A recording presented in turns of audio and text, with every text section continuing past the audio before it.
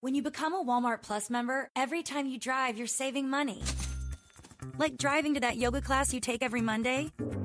Okay, some Mondays. Or driving to brunch with friends. On my way. What? You haven't even showered yet. Or finally taking that road trip. Paris, Texas, watch out! With Walmart Plus, you save 10 cents a gallon at Exxon and Mobil stations. So every time you leave your house, you're saving. Fuel discount varies by location and station, subject to change. It's another Q&A edition of Optimal Health Daily, episode 2124, and I'm Dr. Neal Malik.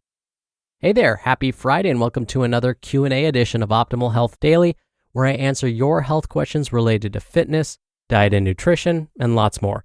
You send in the questions and I answer them for you.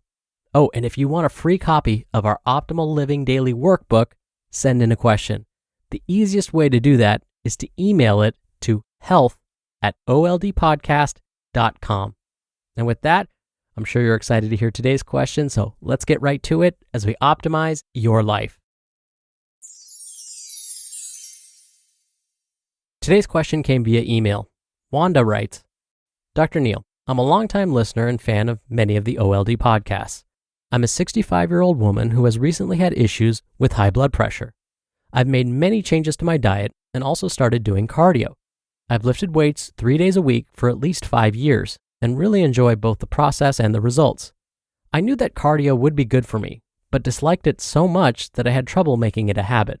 I've been progressing with my workouts, and now my question is, what should I focus on? Increasing the duration of the workout? Increasing the resistance? Increasing speed? Is high-intensity interval training better? Since I dislike cardio, I want to be sure to focus on what will do me the most good in regards to high blood pressure and high cholesterol. Thank you for all you do. Thank you for taking the time to send in your question, longtime listener Wanda. I am thrilled to hear about your progress. What you've accomplished so far is not easy. So if you haven't already, I hope you've taken the time to give yourself a pat on the back. Now, you may have heard this term, muscle confusion. Now, I'll be clear here. Muscle confusion is not a scientific term. Instead, it's a simplification of a valid concept, forcing the muscles to adapt to new movements. A related term you probably have also encountered is muscle memory. Again, a simplified version of a real phenomenon. Our muscles can get used to doing the same thing over and over again, and it's a good idea to change your workouts to force your muscles to adapt. Changing your workouts, and therefore confusing your muscles, has a number of advantages, such as helping to prevent injury. Now, how is this possible? Well, again, when we repeat the same movement over and over, day after day, we can actually increase our risk for injury. There are a number of reasons why this may happen. For example, we may be so used to performing the same movement over and over again, we're not being mindful, and instead, we focus our attention on something else. As a result, we may get sloppy in our form, which can lead to injury. Repeating the same movement may also fatigue those muscles. So if we continue performing the same movement after the muscles are fatigued, that too may lead to injury. If we think about our overall fitness and even the shape and size of our muscles, muscle confusion can be beneficial here too. Now let me stop for a moment and clarify something. When I say muscle confusion, it doesn't mean you have to say quit resistance training altogether and start doing Pilates. It can be as simple as this. When you're performing resistance training, perform the same move, but say use a heavier resistance and perform fewer repetitions of that movement. Or use a lighter weight and aim for more repetitions. Or you could try a different resistance exercise altogether, but one that uses the same groups of muscles. Or change the amount of rest time between sets of exercises.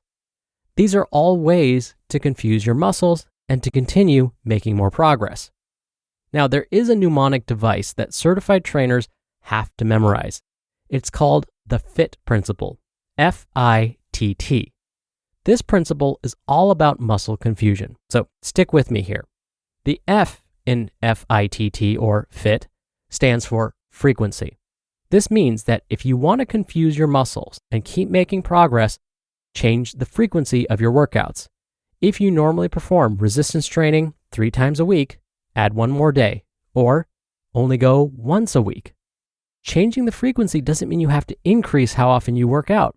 You could decrease it and then on the other days, do something else. The I in FIT stands for intensity. If changing the frequency doesn't feel right, change the intensity of your workouts. Again, you could do this by having a longer or shorter rest period between lifts. So say after you perform an exercise, you normally rest for 1 minute before repeating that exercise. You could instead rest for only 30 seconds. The first T in FIT stands for time. So instead of exercising for 45 minutes each session, increase the intensity and exercise for only 21 minutes. Manipulate the amount of time you spend on your workout, or like I said before, the rest time between sets. And the second T in FIT refers to type, or type of exercise. So instead of performing the same exercises using the same muscle groups, find other ways to exercise them. So when you really think about it, this FIT principle is all about muscle confusion. And again, this is a fundamental exercise physiology concept. All certified trainers need to know and understand this. So by mixing things up, it's going to force your body to adapt, which is what we want to have happen. All right, so what does this have to do with improving blood pressure and cholesterol?